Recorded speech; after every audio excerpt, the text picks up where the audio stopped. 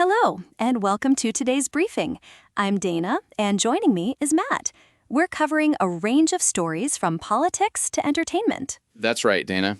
We're diving into some significant news across various categories. Let's start with the political stories. The first story we'll look at involves Donald Trump posting a map that labels the Strait of Hormuz as new U.S. territory, which has drawn a strong reaction from Iran. That sounds like a significant escalation. What exactly did Trump post, and how did Iran respond? According to the reports, Trump posted the map on his Truth Social platform, claiming the Strait of Hormuz as new U.S. territory. Iran's officials called it a delusion, indicating a strong disagreement with Trump's assertion. The Strait of Hormuz is a critical waterway for global oil shipments. What are the implications of Trump suggesting it's U.S. territory? The reporting suggests that this move intensifies tensions between the U.S. and Iran, highlighting ongoing geopolitical disputes in the region. It's also worth noting that before the recent Iran war, the strait was considered an open international waterway. So this isn't just a symbolic gesture. It has real-world implications for shipping and global energy markets. Exactly. The article also mentions that this comes days after Trump floated the idea of declaring the Strait of Hormuz a U.S. territory, indicating a continued aggressive stance towards Iran. Moving on, there's another story related to Trump's electoral policies. That's right. Trump has been advocating for stricter electoral laws in the U.S., citing India's election system as an example.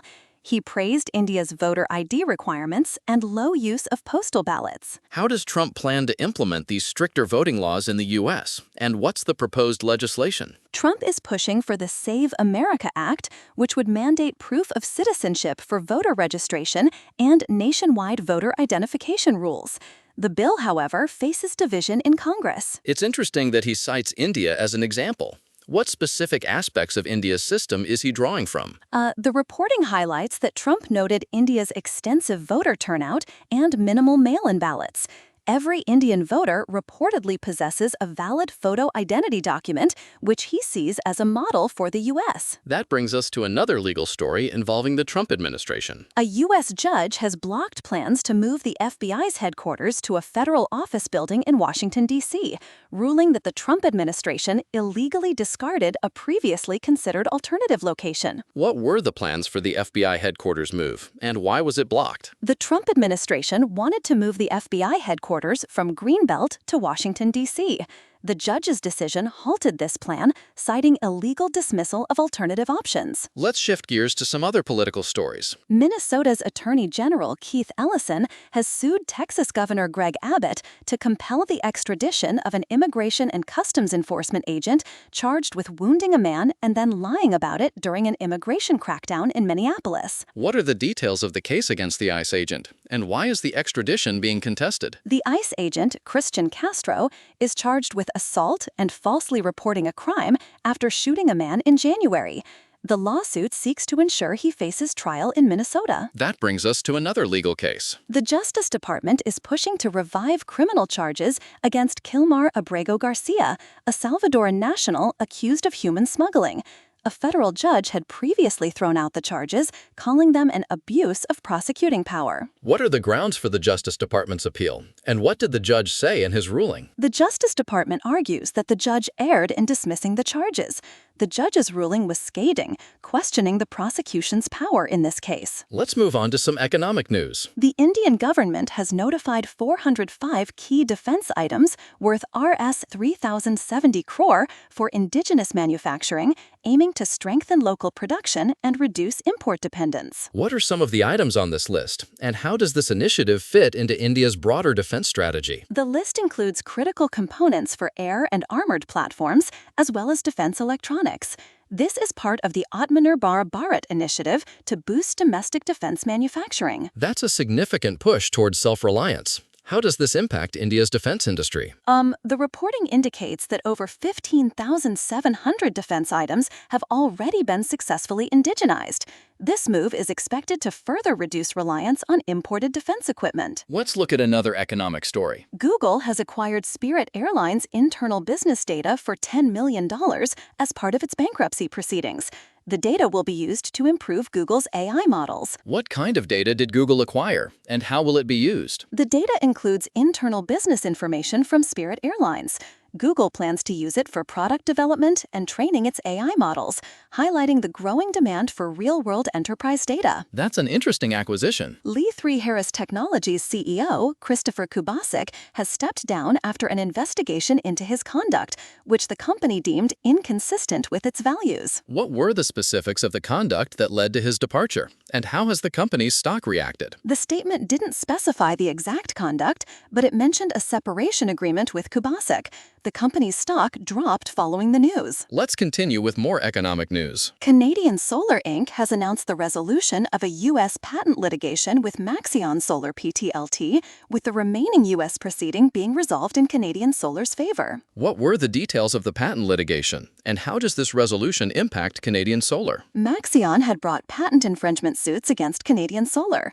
The U.S. Court of Appellates for the Federal Circuit vacated the relevant portion of the lower court's decision, dismissing the suit with prejudice. That's a positive outcome for Canadian Solar. Andrei Klepok, top economist at Russia's State Development Bank VEB, was ousted after warning that Russia was lagging behind its rivals due to the ongoing costs of the Ukraine war. What were Klepok's specific warnings, and why was he fired? Klepok warned that Russia was falling behind the West as the war in Ukraine continues.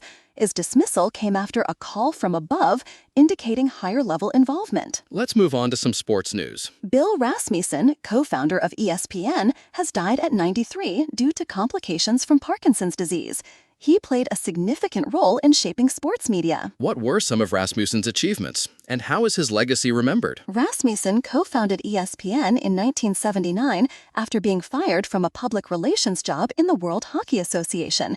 He's credited with revolutionizing sports broadcasting. That's a significant legacy. O.J. Bridgens, a former linebacker for the Baltimore Ravens, died after a 19-year battle with ALS. He was known for his resilience and contributions to the team. What were some of Bridgens' notable achievements, and how did he cope with his ALS diagnosis? Bridgens was part of the Ravens' Super Bowl 35 championship team. He received an ALS diagnosis 19 years ago and was remembered for his courage and advocacy. Let's look at another sports story. Oswaldo Perella, the San Diego Padres minor league catching coordinator, was detained by ICE in El Paso, Texas. Perella is a Venezuelan asylum seeker. What are the circumstances surrounding Perella's detention, and how has the team responded? Perella was detained while traveling for the team. The Padres acknowledged the situation and are working to resolve it, highlighting the complexities of immigration cases. That's a concerning situation. The Indianapolis Colts are signing wide receiver Keenan Allen to a one-year deal to strengthen their receiving core. Allen is a veteran player with significant experience. What are the expectations for Allen's role with the Colts, and how does he fit into their strategy? Allen is expected to add depth to the Colts receiver core. He previously played under head coach Shane Steichen when Steichen was with the Los Angeles Chargers. That brings us to another NFL story. The Atlanta Falcons have signed defensive end Zadarius Smith to a one-year contract. Smith is a three-time Pro Bowl player who comes out of retirement. What are the details of Smith's contract, and how does he fit into the Falcons' defensive strategy? Smith's deal is worth $6 million and could rise to $8 million. He brings proven pass rushing ability and experience to the Falcons' defensive line. Let's move on to some entertainment news. Frank Beard, the longtime drummer for ZZ Top, has died at 77. Beard was known for his contributions to the band's success. What were some of ZZ Top's notable hits, and how is Beard remembered by his bandmates? ZZ Top had hits like Sharp Dressed Man and Give Me All Your Lovin'. Billy F. Gibbons credited Beard for their musical success, highlighting his importance to the band. That's a significant loss for the music world. Hayden Panettiere, known for her roles in Heroes and Nashville, died at 36. The preliminary autopsy showed no signs of trauma and no foul play is suspected. What are the latest details on the investigation into Panettiere's death, and how is her family responding? The official cause and manner of her death remain pending. Her ex-fiancé, Vladimir Klitschko, has spoken out, expressing shock and grief. That's a tragic loss. Vladimir Klitschko, Panettiere's ex-fiancé and father of her daughter, has broken his silence, describing the family's grief and shock. How does Klitschko's statement reflect the family's current situation, and what support are they receiving? Klitschko mentioned that the family is going through a time of profound shock and grief. The statement highlights the personal impact of Penatera's sudden death. Let's look at another entertainment story. Shakira visited earthquake-damaged areas in Colombia and pledged to rebuild at least 10 schools and restore a local university. What were the details of Shakira's visit, and how does her commitment fit into the broader relief efforts? Shakira's visit was a surprise gesture of support for the affected communities. She committed to rebuilding educational infrastructure, which was significantly damaged in the quake. That's a remarkable effort. Philadiah Law, mother of Emma Thompson and a celebrated actress in her own right, has died at 94. She had a long and distinguished career in theater, television, and film. What were some of Law's notable roles, and how is she remembered by her family and peers? Law acted alongside her daughters in various projects and had a career spanning 8 decades. Her manager described her death as supremely peaceful. That's a wonderful tribute to a remarkable actress. Well, that covers all our stories for today. We've had a comprehensive look at the news across politics, economy, sports, and entertainment. Thanks for joining us, Matt. Thank you, Dana. It's been a pleasure discussing these stories in depth. Until next time. Until next time, goodbye. Goodbye.